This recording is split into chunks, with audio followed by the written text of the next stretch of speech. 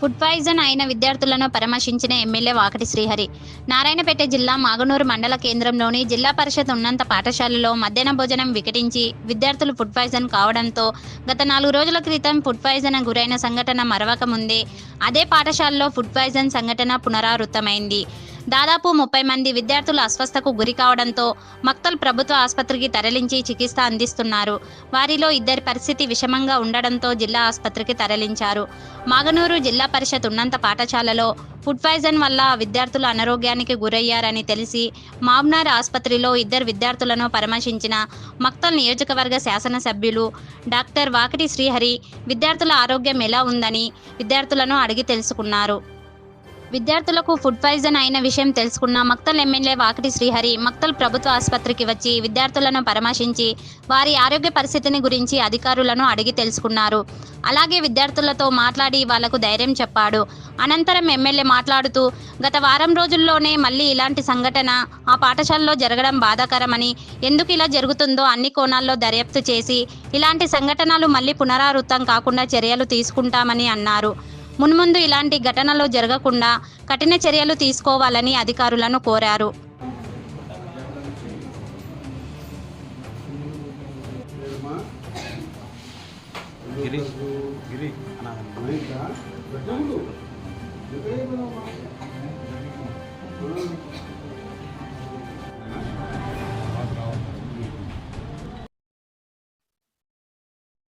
మూడు రోజుల క్రితం మనకు ఇన్సిడెంట్ జరిగింది మాగనూరు మండలంలో స్కూల్లో. అదివరకే అదే స్కూల్లోనే 3 సార్లు సేమ్ ఇన్సిడెంట్ జరగడం వల్ల 4వ సారి ఇన్సిడెంట్ అక్కడ నుండి తల్లిదండ్రులు కొంత భయభ్రాంతులకు గురైన మాట వాస్తవం. ఆ రోజు స్పష్టంగా గతంలో చేసిన తప్పిదం చేయకుండా ఆ తప్పిదం ఎవరి ద్వారా జరిగింది లేదా తప్పిదం చేయడానికి ఎంక్వైరీ కూడా వేయడం జరిగింది. దాంతోపాటు హెచ్ఎం గారిని, డిప్యూటీ హెచ్ఎం గారిని అట్ ద సేమ్ టైం ఆ ఫుడ్ ప్రిపేర్ చేసే వాళ్ళని కూడా తప్పించి పక్కలో ఉన్నటువంటి హాస్టల్ సంబంధించి కుక్కర్స్కి వాళ్ళకి అలర్ట్ చేస్తూ ఎంఆర్ఓ గారి పర్యవేక్షణలో గత 4 రోజుల నుంచి కూడా ఈ కార్యక్రమం చేస్తూ ఉన్నాం. ఆ రోజు అనిపించింది ఏంటంటే కంటిన్యూస్గా వాళ్ళకి ఇవ్వడం వల్ల కొంత పర్యవేక్షణ లోపం వల్ల జరిగిండొచ్చు, కాబట్టి ఈ విధంగా చేద్దామని ప్రభుత్వం సీరియస్ గా తీసుకున్నది. ఈరోజు ఎంఆర్ఓ గారి సమక్షంలో వంట వండించడమే కాకుండా ఎంఆర్ఓ గారు స్వయంగా తినడం జరిగింది.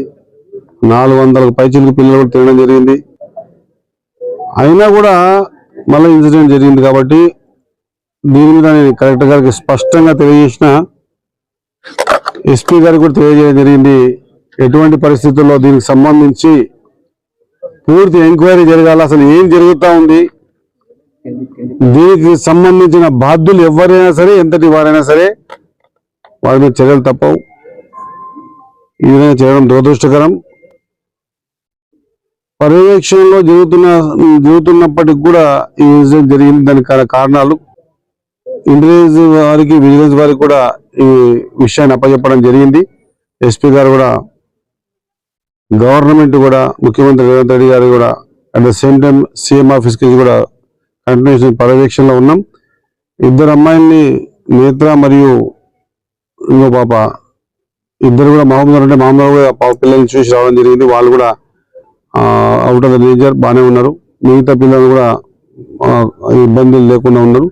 పోతే దీనికి సంబంధించిన ఒక విషయం మాత్రం నిజం, ఇట్లా జరగకూడదు. ఎందుకంటే ఇప్పుడిప్పుడే ప్రభుత్వ బడులు బలోపేతం అవుతా ఉన్నాయి. ప్రభుత్వ బడులు బలోపేతం కావడానికి ప్రభుత్వం తీసుకున్న నిర్ణయాలు ఎన్ని తీసుకుంటున్నా కూడా ఈ ఇన్సిడెంట్ జరగడం, అది కూడా ఒకటే స్కూల్లో రిపీటెడ్ గా జరగడం అనేది కొంత బాధాకరం. మనం గతంలో పోల్చుకోవాల్సిన అవసరం లేదు, కానీ మనం ఉన్నాం కాబట్టి దీన్ని ఎంత వీలైనంత దీనికి సంబంధించి ఎక్కడ పొరపాటు జరిగిందో దాన్ని ఖచ్చితంగా వెతికి తీసి, లేదా దీనికి కారణాలు ఏంటో వెతికి తీసే బాధ్యత ఖచ్చితంగా డిపార్ట్మెంట్కి ఇవ్వడం జరిగింది. కలెక్టర్ గారికి చెప్పడం జరిగింది, ఎస్పీ గారికి చెప్పడం జరిగింది. ఖచ్చితంగా దీన్ని వెతికి తీసి ఇది కావడం మాత్రం దురదృష్టకరం. ఇట్లా మళ్ళొకసారి కాకుండా చూసుకునే బాధ్యత తీసుకుంటామని తెలియజేస్తా ఉన్నా. Thank you.